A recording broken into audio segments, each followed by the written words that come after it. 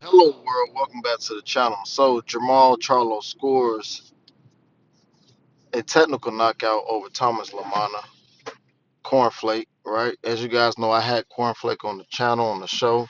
And where Cornflake, he felt pretty good about this fight. He also mentioned that, he normally fights at 154 and simultaneously he fights at 160. But with that being said, man, wow, it looked like every bit of, what he said. He's coming up to pretty much two weight classes to fight Charlo.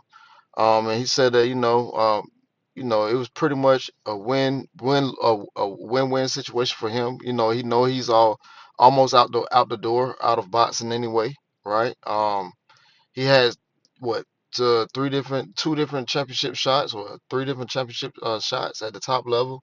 I mean, he's had a great career. So shout out to Thomas Lamanna, Cornflake, right? But with that being said, man, let's talk about the real issue, Jermall Charlo. I believe that Charlo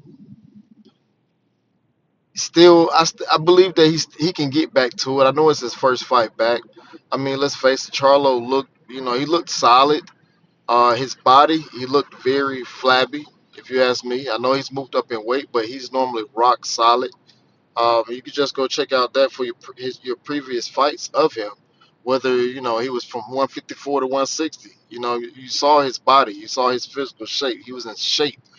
In this fight, he just didn't look in shape. But listen, they brought a guy up from 154 to fight him. Yes, he has had fights at 168, of course, to get ready for Charlo.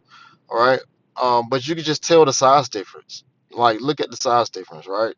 It'll tell you everything you need to know. But with that being said, Charlo, one thing I can point out about Charlo, he definitely had a great, great jab, and he was able to stabilize Cornflake with that jab. Um, and sometimes that's all you really need to win a fight. He was stubborn with the jab. He kept it in his face, right? I've seen that he dropped him with the overhand right or the straight right hand lead, if you want to say that. Um, but I think that his performance was pretty decent, man. I just don't think that Thomas Lamanna, his body frame and his shape had really nothing for him. And he tried to fight back, right? But I just didn't think that, the power that Charlo is used to facing guys who's been on the same playing field with him just a tad bit, or just a lesser than. But one thing I will say, Thomas Lamanna even alluded to it. He said, "Hey man, at the end of the day, we both got to get in the ring to fight. But at the same time, even on Charlo's worst day, he's still a dog." So Cornflake had respect for him coming into this fight. I don't think he showed Charlo any respect. I just think that he knew that he was already defeated. The cards was already on the opposite side, and everything was stacked against him. He was a high underdog, right?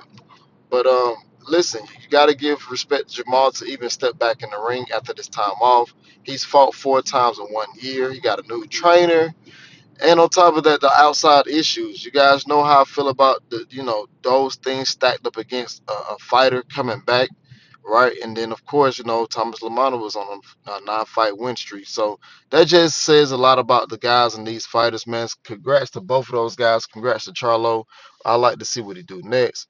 But guys, you let me know what you think about this video. Make sure you like, comment, and subscribe. And with that being said, I'm definitely about to get up out of here because it's been a long day of boxing. With that being said, I'm out. Love, peace, happiness, and hello, world.